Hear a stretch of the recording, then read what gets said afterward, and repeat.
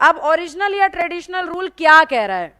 वो ये कह रहा है कि आई और वी के साथ ना हमेशा शेल लगाना जब भविष्य दिखाना हो। पता होगी ये बात।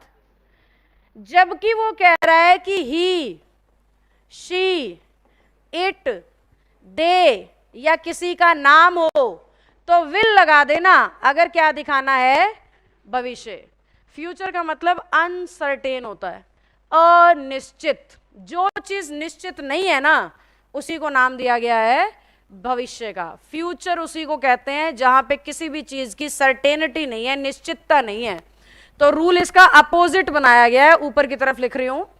इंग्लिश कह रही है अगर ही के साथ, शी के साथ, इट के साथ, दे के साथ या किसी के नाम के साथ शेल लगाओगे तो उसका मतलब सर्टेनिटी होगा कि वो काम पक्का करेगा। 100% कहना है तो ही शेल, डाउट में कहना है तो ही विल। समझ में आया क्या पढ़ा रही हूं? जब आप श्योर नहीं हो तब इंग्लिश कह रही है फ्यूचर दिखाओ। फ्यूचर यानी 99% हो भी जाए ना भी हो।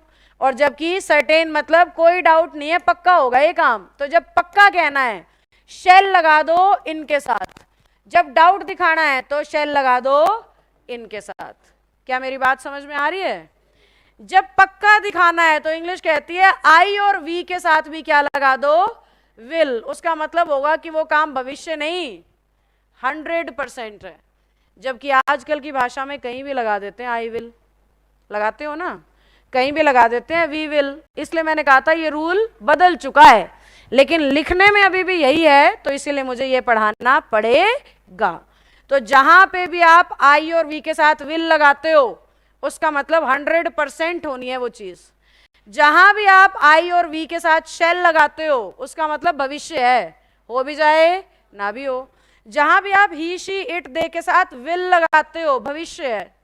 जहां भी आप ही, शी, इट, दे के साथ शेल लगाते हो वो सर्टेन है कि पक्का ये काम होगा। यानी आप किसी को जाके कह रहे हो आई विल किल यू, तो क्या कह रहे हो? कोई नहीं रोक सकता, काटूंगा।